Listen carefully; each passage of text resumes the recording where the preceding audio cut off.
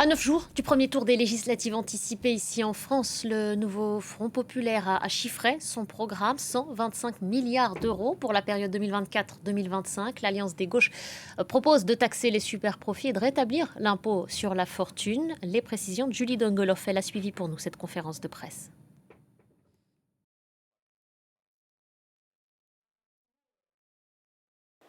Ces derniers jours, les attaques s'étaient multipliées contre le programme économique du nouveau Front populaire. Hier, par exemple, le Premier ministre Gabriel Attal avait indiqué un décrochage durable en cas d'élection du nouveau Front populaire. Alors Yann Brossa, le sénateur communiste, lui a répondu au tout début de cette conférence de presse, indiquant c'est comme si Madoff disait aux pauvres que Robin des Bois allait leur faire les poches. Pour donner du crédit à ce programme, eh bien, les représentants politiques de ce nouveau Front populaire s'étaient entourés d'économistes qui ont pris largement la parole pour répondre aux journalistes aujourd'hui. Alors sur le fond, les priorités de ce nouveau Front populaire seraient notamment l'augmentation du SMIC à 1 600 €, soit une augmentation de 14%, l'abrogation de la réforme des retraites dès cet été, puis la mise en place d'une discussion avec les partenaires sociaux pour trouver une réforme plus juste, l'investissement dans l'écologie ou encore les services publics. Alors quid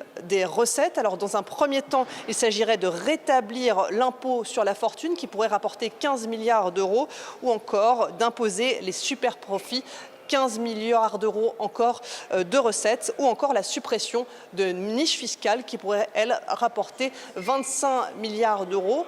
Pas de chiffrage global du programme, mais un financement par année au fur et à mesure des réformes pour, disent-ils, un programme à l'équilibre.